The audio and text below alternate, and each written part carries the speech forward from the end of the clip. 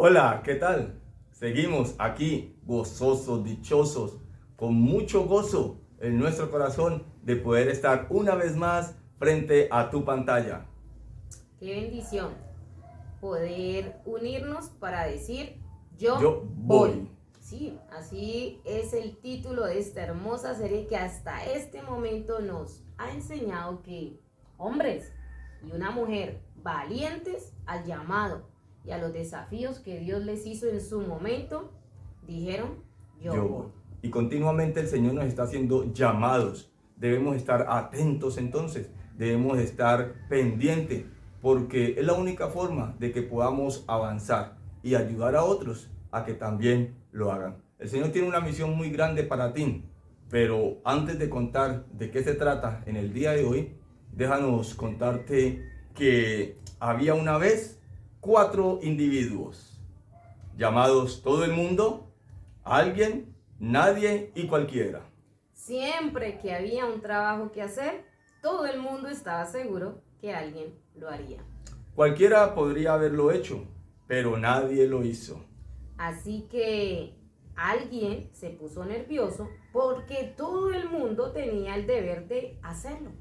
Al final, todo el mundo culpó a alguien, cuando nadie hizo lo que cualquiera podría haber hecho. Al que le caiga el guante, que se lo chante. Y para que no caiga en ti, te aconsejamos decir, Yo yo voy. voy.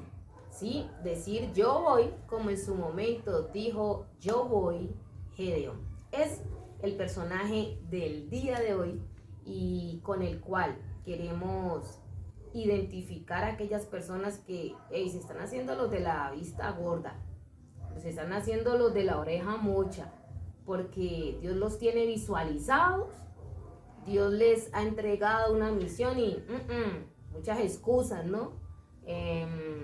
Han dejado por ahí de pronto, se han llenado de muchos motivos y no estamos cumpliendo la misión.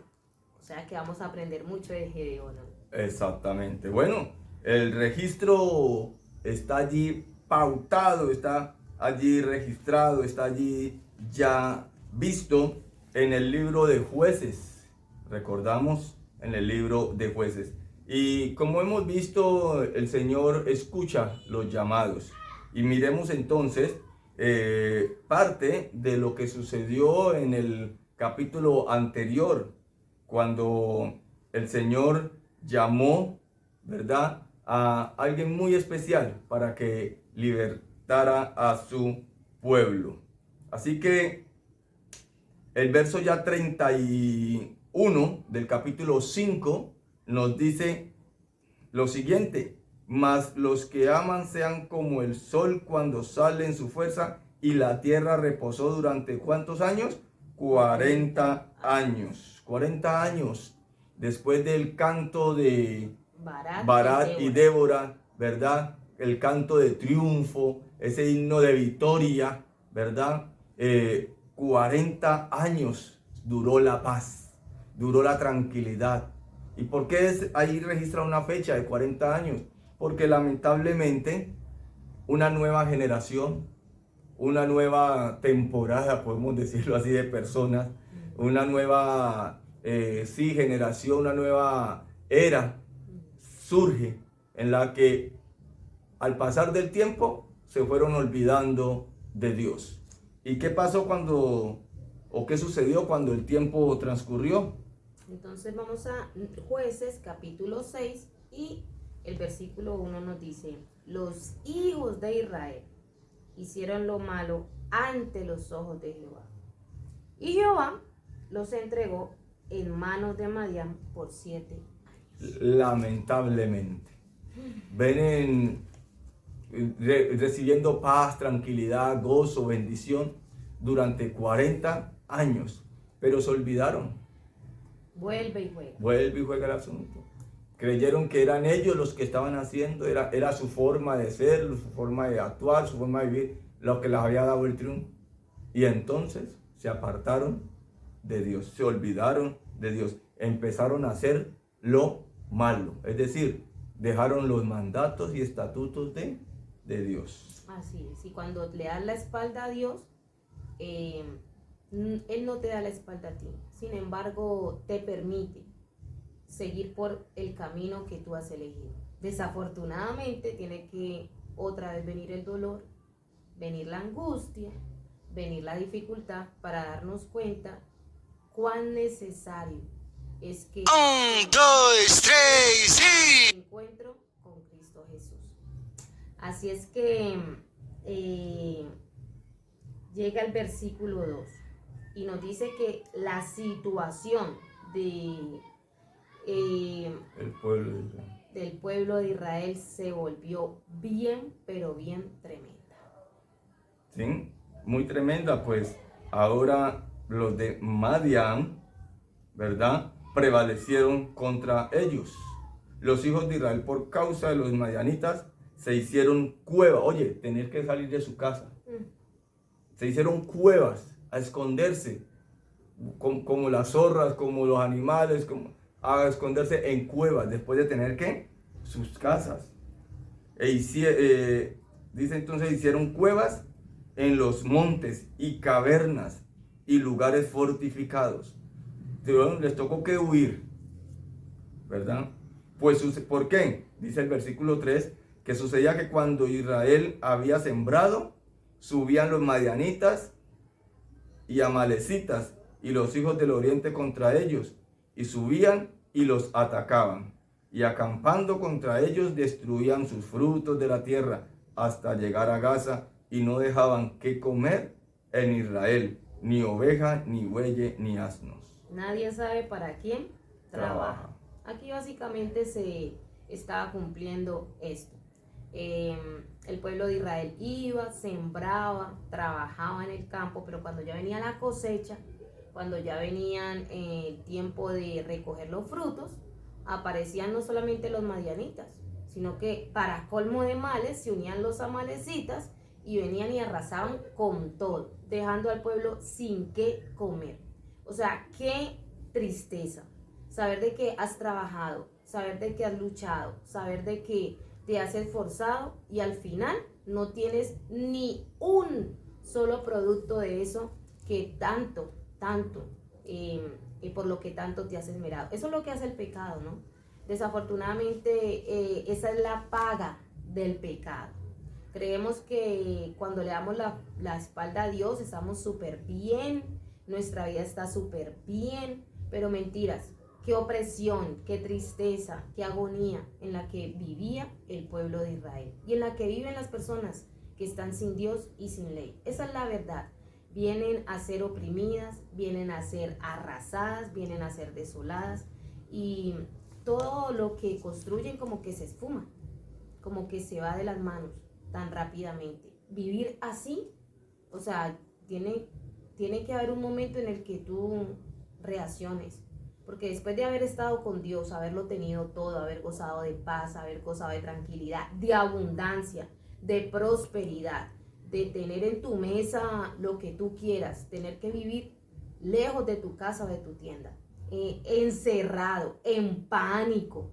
Eso es lo que nos estás diciendo, estaban en pánico. Y fuera de eso, esforzarte por trabajar y no tener los resultados porque simplemente alguien más que tú, mayor que tú, con mayor fuerza que tú, vino y te lo quitó. Allí prevalecía la ley del más fuerte. Qué tristeza, eso es lo que pasa con el pecado. Lamentablemente, ¿verdad? Separados de Dios, nada podemos hacer. Y bueno, de este modo,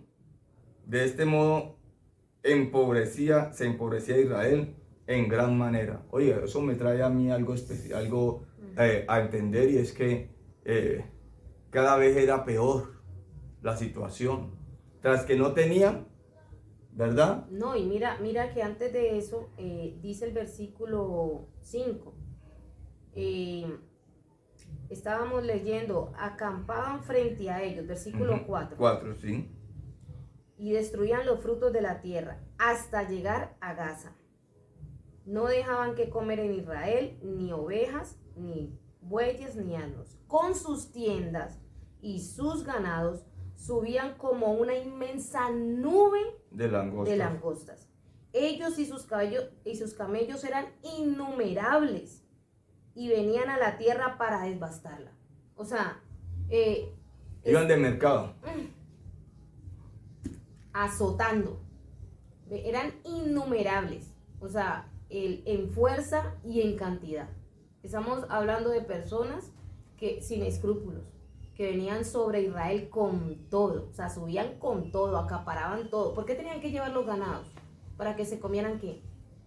Todo lo que hubiera por ahí sembrado, todo lo que sembraban, todo lo que Con cultivaban. camellos, para traerlos cargados de todos los frutos. O sea, ellos iban era con todo. No fuera que no dejaban, se llevaban la comida, ¿verdad? Se llevaban todo cuanto tenían ellos. Se les llevaban las ovejas, se les llevaban todo el ganado, ¿verdad? Y se los llevaban cargados. Traían sus camellos porque traían su, digámoslo así, llevaban, para decirlo en nuestro tiempo, llevaban sus camiones, sí, sus trailers, para poder llevar todo lo que tenían los demás. ¿y eso era vida? No, No. Eso no era vida. Tener que esconderse. Ni siquiera llegaban a comerse lo que tenían, sino que les llevaban hasta lo que no tenían. Era triste y lamentable. Y por eso ya me llama la atención, ¿verdad? Que de ese modo empobrecían Israel en gran manera. O sea, se empobrecían. No tenían de a dónde. Lo poquito que iban sembrando también se lo llevaban. Entonces, ¿cómo iban a sobresalir? ¿Cómo iban a pelechar? Y allí también tenemos que tener en cuenta dos cosas.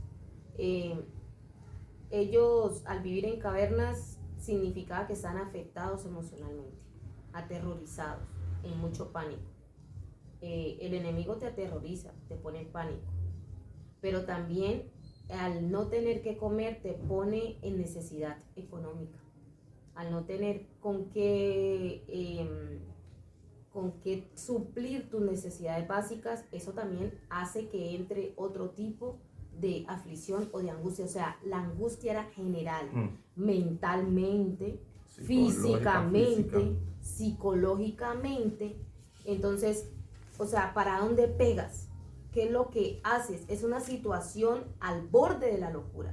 O sea, esa es una situación difícil por la que el pueblo de Israel estaba pasando. Y Dios nos llama la atención aquí porque en los personajes anteriores sí, o sea, eran oprimidos, eran maltratados, pero no hace como una descripción tan grande de lo que en este momento hizo con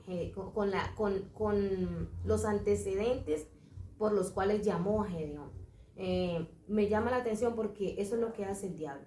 O sea, nos instiga psicológicamente, nos instiga físicamente, nos instiga mentalmente, nos achicopala, nos presiona, nos pone contra la espada y la pared. ¿Y tú para dónde pegas en ese momento? O sea, como que no piensas, como que no hay salida, como que no hay solución. Pero alabado y glorificado sea el nombre de Dios, porque aunque el diablo vino a matar, a robar y a destruir, todavía hay una puerta de emergencia. Todavía hay una oportunidad de salvación. Todavía en su misericordia podemos clamar a Dios. Exactamente. Y es precisamente lo que esa desesperación, esa angustia, esa situación extrema los hizo pellizcarse, ¿verdad? ¿Cómo vamos a seguir viviendo de esta manera? Y siempre hay un remanente. A pesar de lo que estén viviendo a su alrededor, hay un remanente. Como en estos tiempos, hay un remanente que siguen las obras de Dios, que reconocen a Dios como su único Redentor y Salvador. Y por eso este remanente entonces clama a Dios. Por eso este remanente entonces busca de Dios, dice el versículo 7. Cuando los hijos de Israel clamaron a Jehová a causa de los madianitas, Jehová envió a los hijos de Israel un varón profeta. Clama a mí y yo te responderé. Hemos visto en los capítulos anteriores cómo el pueblo hacía lo malo ante los ojos de Jehová y entonces llegaban las consecuencias. Pero también cuando buscaban de Dios, Dios no los dejaba en visto. Dios no los dejaba en la puerta. Dios no le cerraba las ventanas, sino que acudía a ellos. Así que aquí dice que el pueblo clamó a él y él inmediatamente lo que hace es enviar a un profeta, a mostrarles, a decirles, a subirles el ánimo. Manda a un profeta a decirles que bueno, que lo que están, que por qué están viviendo eso y cuáles son las consecuencias de lo que están viviendo. ¿Qué dice allí entonces? No, y antes de que sigamos, ¿por qué Dios envía primero un profeta? ¿Por qué no envía inmediatamente un libertador? En los casos anteriores, esto es nuevo, porque en los casos anteriores clamaban y ya tenían el libertador, o sea, ya estaba visualizado, ya alguien había escuchado el llamado, porque el profeta no fue el mismo libertador, porque esta vez envía como primero un profeta para animar, precisamente por eso, porque estaban tan mal psicológicamente, porque estaban tan mal mentalmente, que por más que hubiera alguien que escuchara el llamado, se necesitaba primero aliento, se necesitaba primero como esa ayuda psicológica, como esa ayuda emocional para volver a creer, para volver a tomar ánimo, para volver como a saber que si Dios lo había hecho antes, sacándolos de Egipto, ahorita lo haría.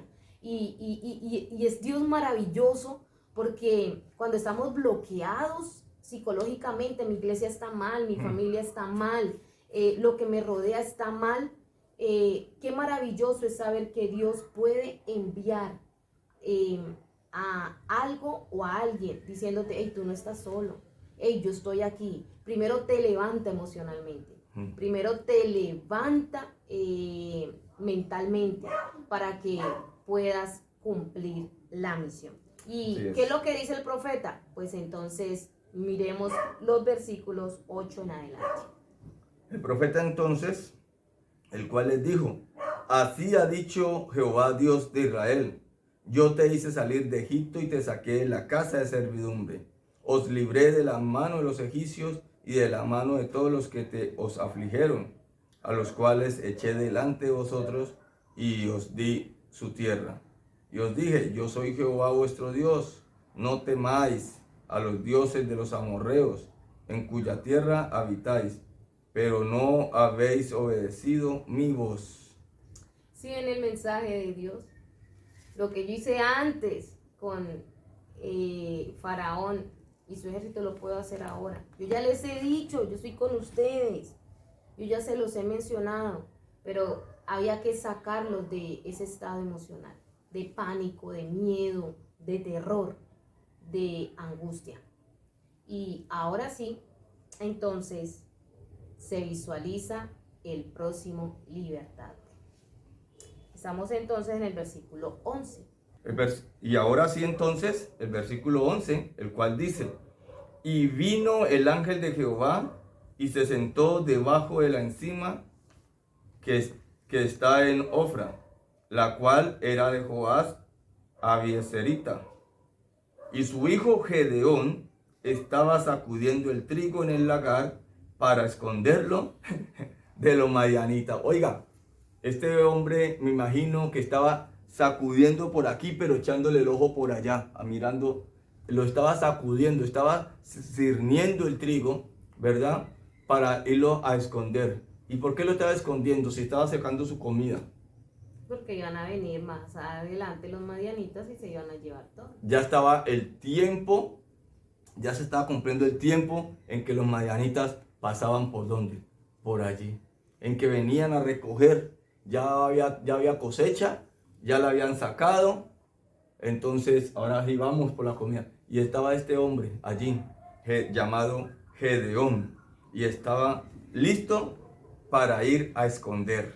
Y la situación en la que llama o empieza o ve el ángel mejor a Gedeón es una situación que lo está afectando a él directamente. O sea, eso es supremamente importante. ¿Por qué? Porque nosotros no podemos ponernos en los zapatos de alguien si nosotros no hemos experimentado la situación. O sea, el que le dolía que su pueblo estuviera así era Gedeón. El que estaba viviendo la situación de que vinieran los madianitas y arrasaran con todo, era Gedeón. El que estaba sufriendo por la opresión que tenían los madianitas sobre el pueblo de Israel es Gedeón. Entonces Dios llama a alguien que está sufriendo esa penuria, que está pasando por esa dificultad, porque va a tener todas las razones para salir de esa situación. Y me llama la atención esa parte al saber que, o al pensar más bien, cuántas veces no se habían llevado lo poco que tenían. ¿Cuántas veces no había pasado situaciones difíciles? O sea, ya había experiencia de esa, o más bien había mala experiencia de la situación en ese hogar.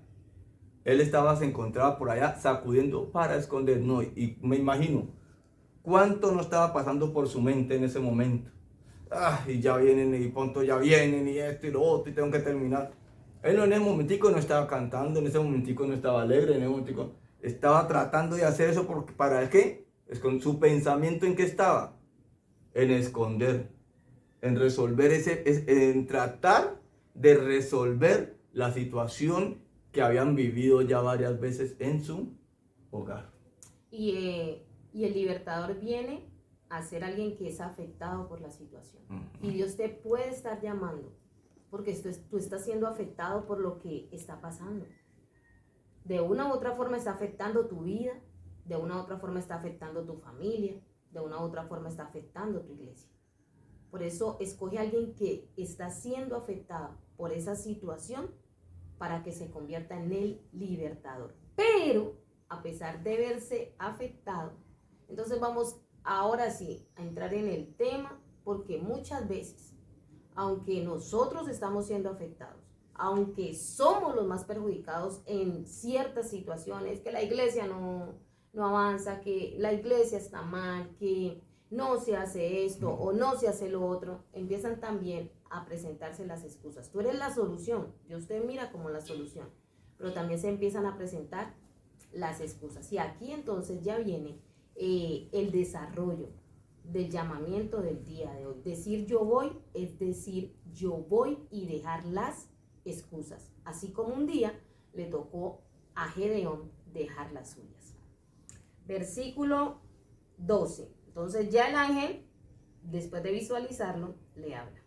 Y le dice: Jehová está contigo, varón esforzado y valiente. Entonces allí está hablando de dos cualidades en Gedeón. Esforzado, un hombre que a pesar de que lo está afectando una situación, entonces está allí tratando pues de mirar cómo resuelve para la comida. Está tratando, no se ha dejado amilanar por la situación. Está buscando, a pesar de una circunstancia tan difícil, de salir o hacerle frente. Entonces, eso nos demuestra que en el momento en que es llamado, él está trabajando, él está mirando cómo hace frente a la situación de robo que tenía frente a los madianitas. Exactamente. Está escondiendo allí. Sí, o sea, ahí lo que ve el ángel es el esfuerzo que está haciendo este hombre, ¿no? El trigo, sí. Ahí tratando de sacar lo que más pueda del trigo y lo valiente que es, porque no todo el mundo lo hacía. Donde lo pillaran, donde lo encontraran, ¿qué iba a pasar? Estaba arriesgándose, pero era valiente, está valiente. ¿Por qué? Por el bien de su familia, de su hogar. Ahora dicen entonces, forzado y valiente. Y Gedeón respondió: Señor mío, si Jehová está con nosotros. Si Jehová está con nosotros, ¿por qué nos ha sobrevenido esto? Porque ¿cuáles fueron las primeras palabras que le dijo el ángel?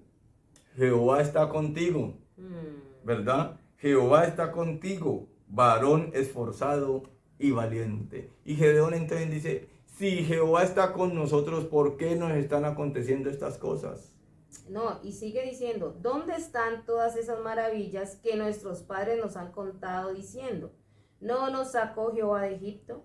Y ahora Jehová nos ha desamparado y nos ha entregado en manos de los madianitas.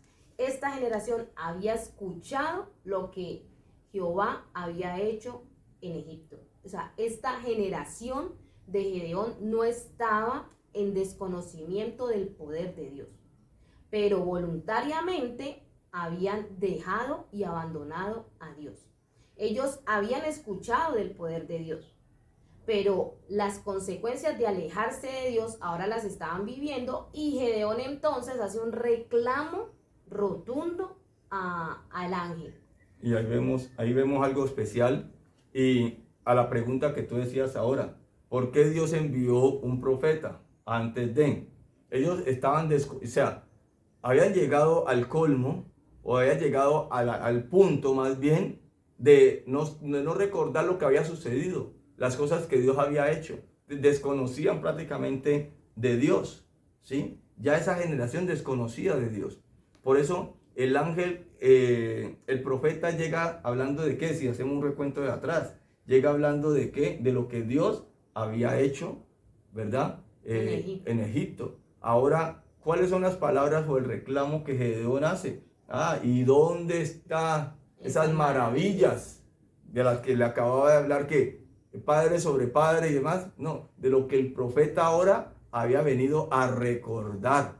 Entonces, quizás sus padres lo habían vivido, quizás sus padres lo habían conocido más bien, habían conocido de todas estas cosas, pero ellos no. Ahora el profeta viene, esparce ese mensaje, los padres lo llevan a la casa, y entonces ahora sí, Gedeón viene y dice, meditando allí, ¿verdad? El Señor ha hecho esto, ha hecho esto, esto. ¿Dónde está eso? Si Dios está con nosotros, ¿por qué? ¿Por qué nos vienen estas cosas a nosotros? ¿Dónde están las maravillas? ¿Dónde está el poder de Dios que abrió el mar? ¿Dónde está el poder de Dios que mandó el maná? ¿Dónde está el poder de Dios que destruyó al faraón? Es lo que Gedeón entonces hace como reclamo. Allí está diciendo por qué estamos viviendo esto tan horrible y tan terrible. Y nosotros podemos estarnos preguntando, ¿por qué estamos viviendo así? ¿Por qué mi familia está pasando por esta situación? ¿Por qué mi iglesia está pasando por esta situación? ¿Por qué mi vida está pasando por esta situación? ¿Por qué? Y esos por qué no tienen respuesta en el ángel. O sea, el por qué nos está pasando esto, por qué Dios no ha cumplido sus maravillas, por qué nos ha entregado en las manos de los madianitas, el ángel no le da respuesta a los porqués. Miren lo que le dice el ángel, versículo 14.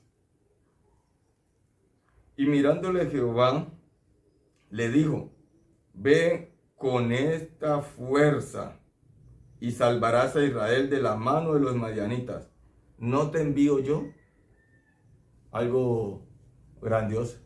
Miremos que Gedeón tiene la osadía, ¿no? Se menciona ahí. Tiene la osadía de reclamarle al ángel de Jehová. De reclamarle directamente a Jehová. ¿Sí? Tiene la osadía. Y me imagino la ironía con la que hablaba. Me imagino la fuerza con la que hablaba. La rabia que tenía de ver esa situación. De que ahora le tocaba que estar allí mirando ahí para ir a esconder. Ya habían pasado por situaciones difíciles como mencionamos ahora. Y entonces Gedeón no se queda callado y le habla y le reclama a Dios. Y entonces Dios le responde, con esa fuerza que me reclamas, con ese alegato que me tienes, con esa valentía, ve a qué. A salvar. Ve tú a salvar. Y le dice, ¿no te estoy enviando yo? Ahora el Señor lo está enviando. Ve, con esa fuerza o con esa valentía, con ese valor que tienes, ve y salva al pueblo. Yo te estoy enviando. Y hay algo que me viene aquí a la mente y es la importancia de la oración, ¿no? Gedeón se desahoga, o sea, en ese momento se desahoga la frustración, la impotencia que se siente frente a una situación en la que estás completamente desamparado, pero se desahoga y saca todo eso con la persona correcta, Dios. Entonces hasta allí la oración nos demuestra que decirle a fulanito, decirle a sutanito, quejarte con el pastor, quejarte con tal, eso no funciona. Esa energía que tú tienes por tanto dolor, porque te duele, porque te afecta la situación, porque te sientes impotente, primero a Dios. Y lo segundo es precisamente enfocar toda esa energía para que Dios te utilice. Porque es que muchas veces primero nos quejamos con todo el mundo. O sea, todo el mundo sabe el problema menos Dios. O sea, y esto va mal y se lo contamos aquí a fulano y a sutano y a perencejo y a todo el mundo le contamos menos a Dios. Y lo segundo es que nos desgastamos literalmente en el problema, no en la solución. Sí, esto está mal, eso no lo podemos cambiar, eso no lo podemos transformar. O sea, eso es una realidad, están mal las cosas, llámese en tu vida, llámese en tu familia, llámese en tu iglesia. Pero ahora esa energía no la podemos desgastar, o la energía que tenemos no la podemos enfocar en lo que está mal. Hay que buscar ¿qué? La solución. Y ahí es donde Dios nos dice, no te envío yo, porque es que problemas van a surgir siempre. Dificultades siempre van a aparecerse en nuestro camino. Lo que se necesita es buscar soluciones, y esa es la parte más difícil de estos llamados, porque muchas personas se quedaron simplemente en el problema. Pero ¿cuál es la solución? ¿Cuál es la alternativa que me das? No te envío yo, dice no Dios.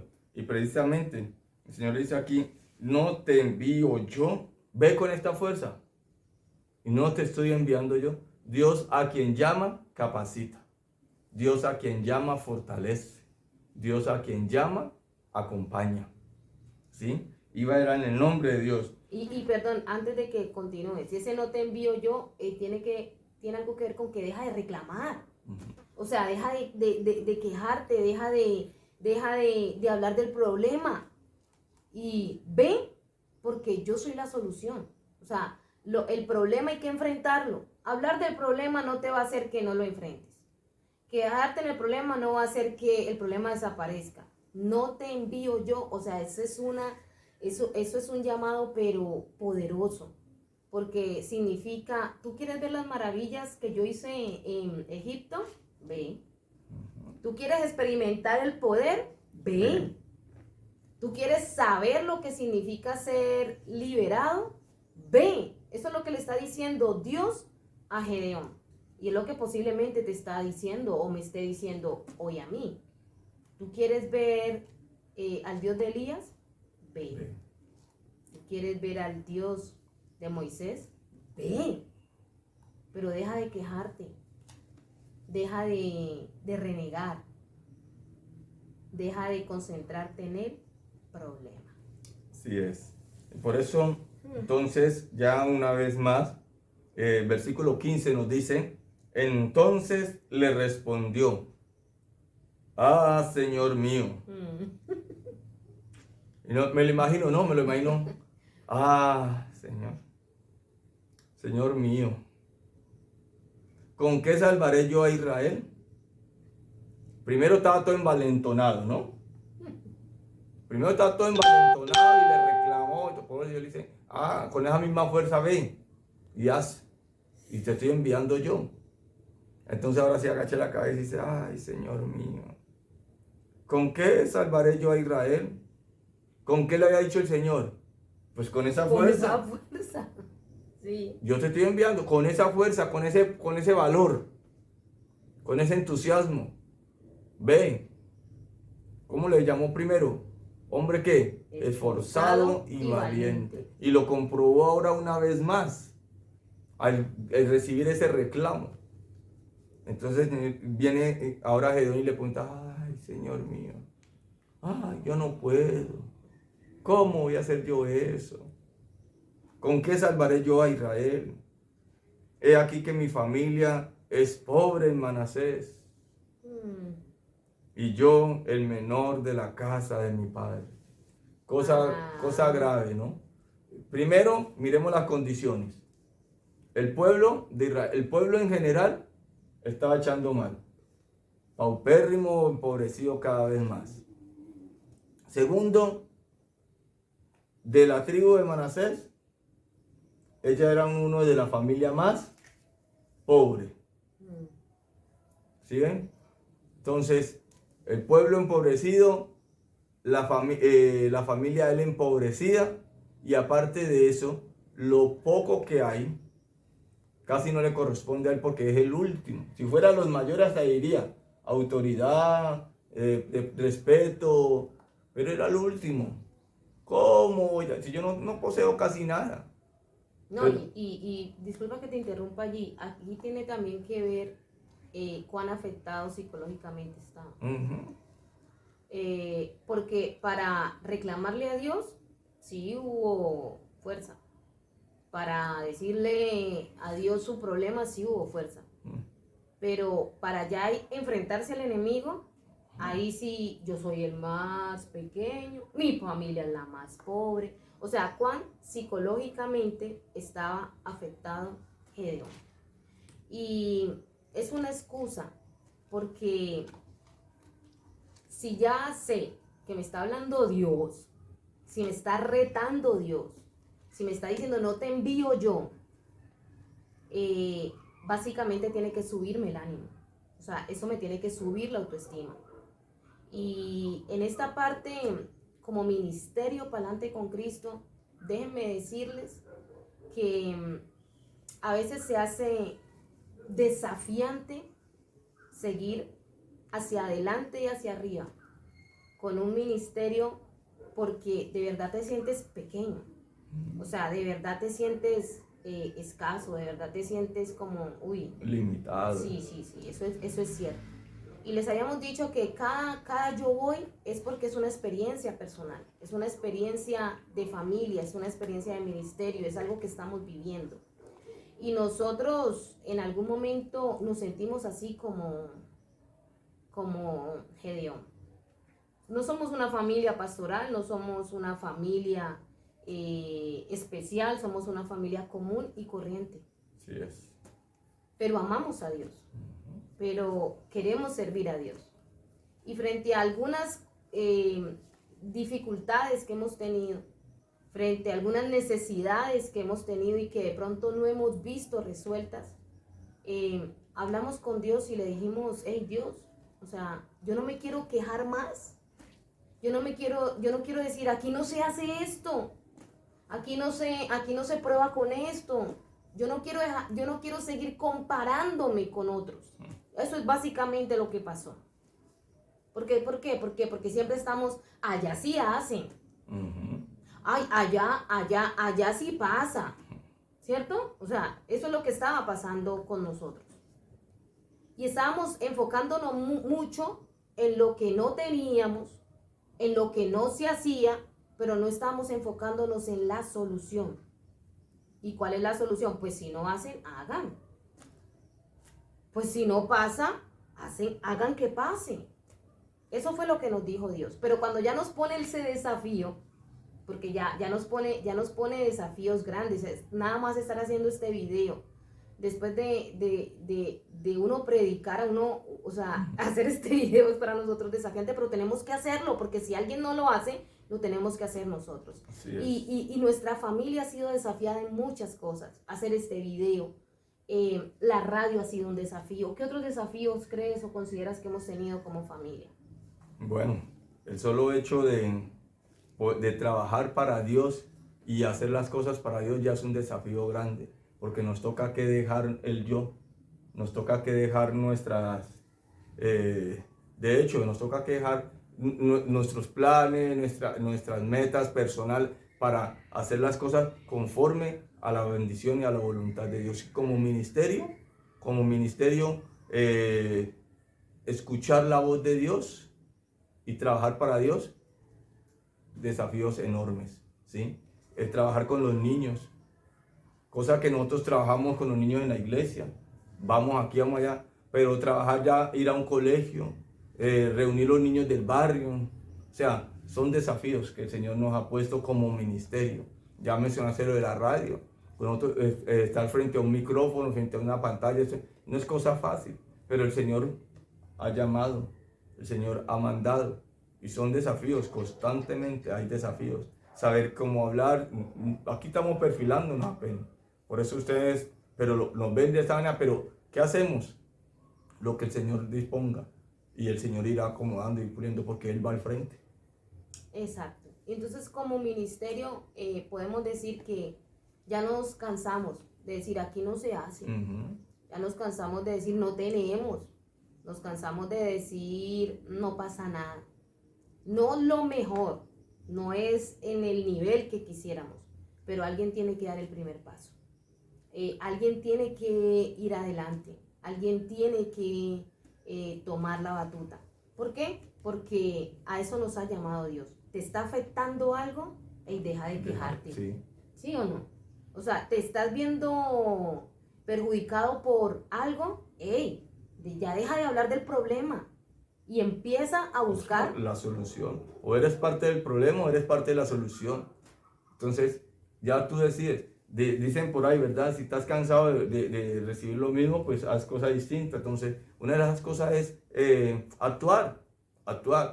Si estás cansado de ver ese color amarillo ahí toda la vida, déjese de quejarse de amarillo, entonces traiga pintura y píntelo. Exacto. ¿Sí? Hay que obrar, o sea, hay que hacer, hay que movilizarse. Este llamado es para muchos que estamos viendo los problemas, para muchos que tenemos conocimiento de los problemas, pero simplemente estamos así, cruzados. Mucha gente dice, y ahorita que hablábamos mucho de la pintura, ese ejemplo, pues nos quejamos por cosas sencillas, ¿no?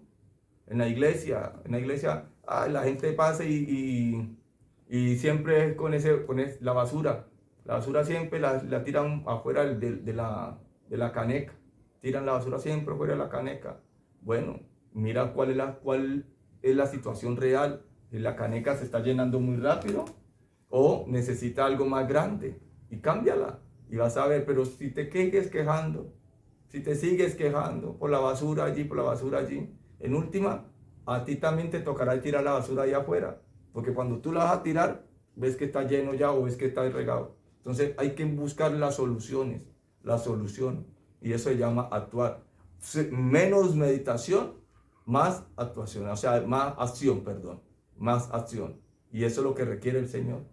Por eso el Señor cuando llega ante Gedeón le dice, hombre que valiente y esforzado. O esforzado y valiente. Porque estaba haciendo algo. Iba a hacer algo. En el ministerio, como ya lo mencionaste, María, ahorita, desafíos han habido muchos y tenemos que esforzarnos más.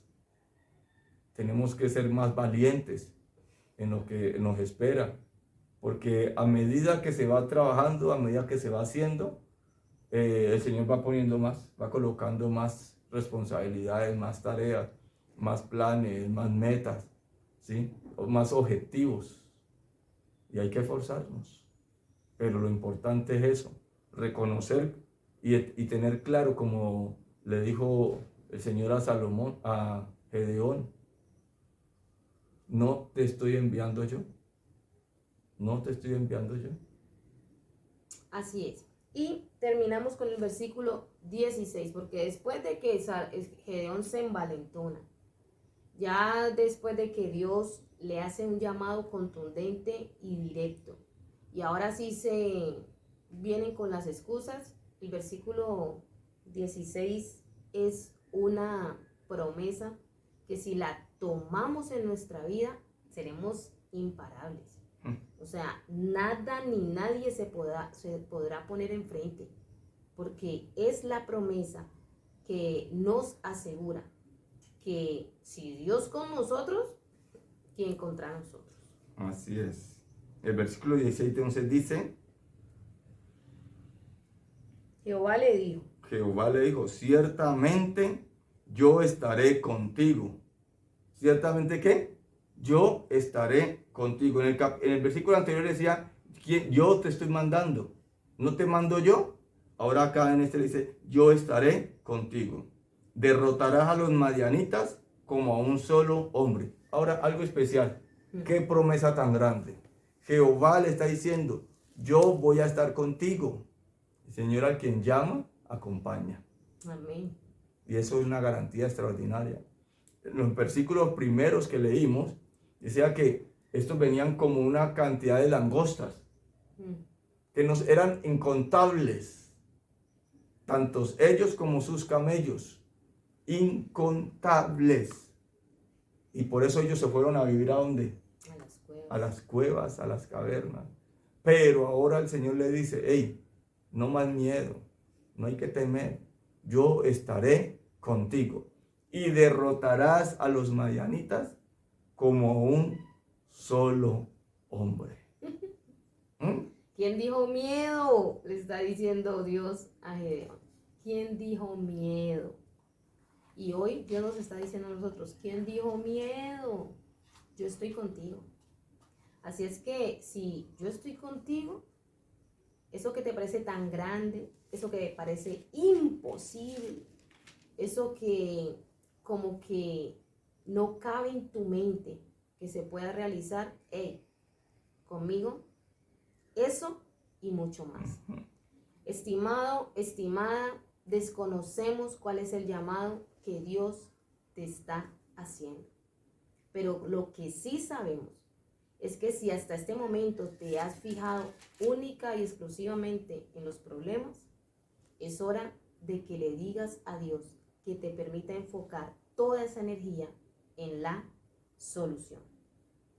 De allí en adelante vas a ver que vas a ser probado, así como fue Gedeón probado en muchas circunstancias. Vas a ver que salir a la guerra va a resultar en algo desafiante, como lo fue para Gedeón, pero al final, por Jehová y por Gedeón, y con las condiciones menos probables, los madianitas fueron derrotados. Pero necesitamos creerle a Dios. Necesitamos confiar en Dios. Necesitamos empezar a enfocar toda nuestra energía en lo que verdaderamente nos dará la solución. No podemos seguir más enfocados en problemas. No podemos seguir más enfocados en lo que no tenemos, en lo que no somos, en lo que nos hace falta. No podemos seguir enfocados en eso. Tenemos que enfocarnos ya en quién tenemos con nosotros. Tenemos que enfocarnos ya en el poder de Dios con nosotros. De esa manera, entonces, así como Gedeón dijo yo voy, nosotros iremos y el éxito para la misión que Dios nos coloque será rotundo. Ya está garantizado, ¿sí? Si Dios por nosotros, ¿quién contra nosotros? Allí estaba Gedeón viviendo una realidad amarga, pero no se quedó lamentando. Escuchó el llamado de Dios y dijo, yo voy. Hoy te decimos entonces que digas, yo voy como Gedeón. Cero excusas, cero miedo, cero problemas, más soluciones, más oración. Y más confianza en Dios. Así es. Y nosotros, como Gedeón, en el ministerio Pa'lante con Cristo, tenemos que decir, yo voy pa'lante con Cristo. Dios te bendice.